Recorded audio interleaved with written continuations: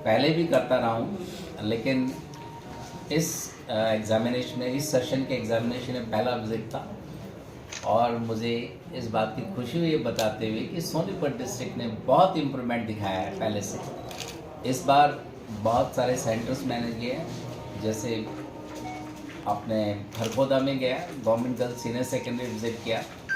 जब पहले आए थे तो उसके अंदर बहुत सारी अनियमितताएँ थी, लोग दीवारों पे चढ़े थे, लेकिन इस बार हैरानी इस बात की तो पहुँचे तो एक बार संशय में पड़ गया कि आज पेपर है या नहीं है। ऐसा ही देखने को कुंडली के अंदर मिला, बहुत शांति से अच्छे ढंग से पेपर चल रहे हैं, पता भी नहीं लग रहा कि एग्जामिनेशंस का वो सेंटर है जहाँ पर इस वक्त एग्ज़ाम चल रहे हैं। तो इस बात को शेयर करने के लिए सोनीपत की जनता के साथ में आज ही प्रेक्षकों को बुलाई गई। सर, नकल रोकने को लेकर आपने लंबे समय से प्रयास किया और काफ़ी सफल भी हुआ है। ऐसे में पूरे प्रदेश भर में कितना सुधार है और नकल के मामलों में कितना अंकुश लग पाया है? पूरे बार कितने नकल करते हुए पाए गए? शिक्षा विभाग ने पूरे हरियाणा में जी क्या खास कदम उठाया अब की बार? देखिए, अगर आप देखेंगे तो नकल के जो केसेस हैं यूएमसी के, किसी वक्त 2022 का अगर मैं फिर तो 3800 केसेस थे 2022 में, यानी क्यूआर कोड और अल्फा न्यूमेरिक कोड लागू करने से पहले।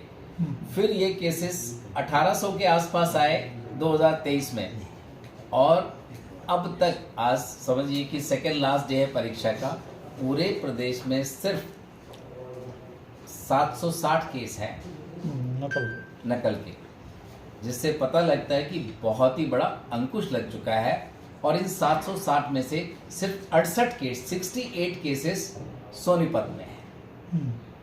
तो मैं समझता हूँ कि बहुत बड़ा सुधार परीक्षाओं के दौरान आया है, नकल पर रोक लगी है, और जिस तरह से चल रही थी उस तरह मैं कहूँगा वो 99% नकल रुक चुकी है। ये आंकड़े बता रहे हैं।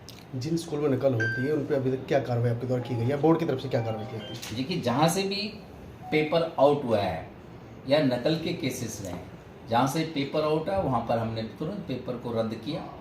साथ में ही जिस इन्विजिलेटर्स था उसके खिलाफ भी हमने एफआईआर दर्ज करवाई। जिस बच्चे का पेपर फोटो खींची गई उसके खिलाफ भी करवाई और खींचने वाले के खिलाफ भी करवाई। तो स्ट्रिक्ट एक्शन हुआ है, बाय नेम एफआईआर दर्ज हुई है।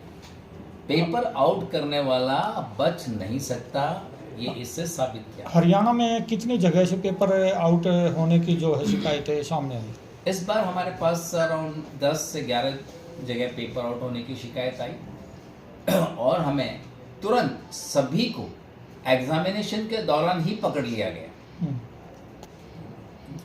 सोनीपत से एक बार सेकेंडरी का और एक सीनियर सेकेंडरी के 2 पेपर लीक होने की शिकायत और उनको पकड़ लिया गया, उनके खिलाफ शिकायत की, पेपर रद्द हुआ है। और अब आने वाले समय में 3 से लेकर 6 तारीख के बीच में हम दोबारा 4 से लेकर 6 तक हम दोबारा परीक्षाएं करवाएंगे। सर, मार्किंग को लेकर आप जो है एक बड़ा कदम उठाया गया है, डिजिटल मार्केटिंग का प्रावधान आप लोग कर रहे हैं, इससे कितना फ़ायदा विद्यार्थियों को मिलेगा और ख़ास तौर पर जो समय लगता था उसमें भी काफ़ी जो है बदलाव रहेगा? क्योंकि डिजिटल मार्किंग अपने आप में जैसे समय बदलता जा रहा है, दौर बदल रहा है और डिजिटलाइजेशन पूरा देश, माननीय प्रधानमंत्री जी भी कह रहे हैं कि हमें डिजिटल मार्किंग की ओर जाना है या डिजिटलाइजेशन की तरफ जाना है, तो उस कदम को हरियाणा विद्यालय शिक्षा बोर्ड कदम ताल करते हुए टेक्नोलॉजी के साथ में आगे बढ़ रहा है। अब आने वाले समय में पहले हमने सितंबर अक्टूबर में डिजिटल मार्किंग को स्मॉल स्केल बेसिस पर उसको काफ़ी सक्सेसफुल बनाया। अब जब डिजिटल मार्किंग होगी, क्योंकि इस बार हम कुछ कारणों की वजह से, क्योंकि ये जब इस तरह के हाई वैल्यू प्रोजेक्ट्स जब होते हैं तो हाई पावर्ड परचेज कमेटी की भी जो है परमिशन लेनी होती है और उसमें कुछ समय लगता है। फिर मॉडल कोड ऑफ कंडक्ट लागू होता है, इसमें नए टेंडर्स भी आप रिलीज नहीं कर सकते, उनकी प्रोसेसिंग में भी दिक्कत आती है। तो इस बार हमने ये डिसाइड किया कि मैनुअल मार्किंग करवाएंगे और अगले बार फिर डिजिटल मार्किंग करवाएंगे। डिजिटल मार्किंग के बहुत सारे फ़ायदे हैं।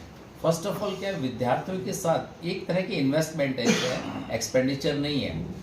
इसका रिटर्न इतना ज़्यादा है कि सबसे पहले कि कोई भी अनसाइन शीट है, पेज अनचेक नहीं रह सकता, चेक होगा ही होगा। वो अगर अनचेक छोड़ दिया तो सिस्टम बताएगा टीचर को कि फलाना पेज अनचेक छोड़ दिया। क्वेश्चन है वो भी अनचेक नहीं रह सकता। अगर रिपीटिशन है तो भी उसको बताएगा कि डिजिटल मार्किंग से ये रिपीट कर दिया, एलिमिनेट करिए। और स्टूडेंट्स के जो मार्क्स की टोटलिंग है, जिसके अंदर सबसे ज़्यादा कंप्लेंट्स आती थी, मार्क्स की टोटलिंग ऑटोमेटिक होगी उसके अंदर, तो टीचर्स को मार्क्स टोटल करने की आवश्यकता नहीं है। फिर अगर किसी तरह से भी कोई स्टेप वाइज मार्किंग है या वैल्यू पॉइंट्स दिए हैं, उनके ऊपर ही टीचर्स को मार्क्स देने होंगे और उनकी भी टोटोमेटलिंग और जो मार्क्स की है टोटलिंग ऑटोमेटिक होगी। तो इस तरह से बहुत सारे जो बेनिफिट्स हैं स्टूडेंट्स को मिलते हैं डिजिटल मार्किंग से। तो मैं समझता हूँ एक क्रांतिकारी कदम है जो बोर्ड उठा रहा है। बहुत अच्छा सर, भिवानी बोर्ड के विगत वर्षों में जो रिजल्ट रहा, अब की बार कोई क्या खास इंप्रूवमेंट दिख रही है? देखिए, हमने हमेशा रिज़ल्ट को इम्प्रूव करने के लिए सबसे पहले जो हमारा एकेडमिक विंग है उसने बहुत बड़ा काम किया है। साल के बिगने में ही पूरा करिकुलम डॉक्यूमेंट हमने अपलोड कर दिया, साथ में सैम्पल क्वेश्चन पेपर्स, 4 एक सब्जेक्ट के सैम्पल क्वेश्चन पेपर अगर कोई बोर्ड डाला तो मैं समझता हूँ देश का पहला बोर्ड है। साथ में उनकी मार्किंग स्कीम क्या होगी और हर टीचर को हर चैप्टर का एक लेसन प्लान्स तैयार करके देना। मैं समझता हूँ कि देश का पहला बोर्ड है जिसने एक चैप्टर का लेसन प्लान सब्जेक्ट एक्सपर्ट से बनवाकर जो है बोर्ड की वेबसाइट पे डाला है।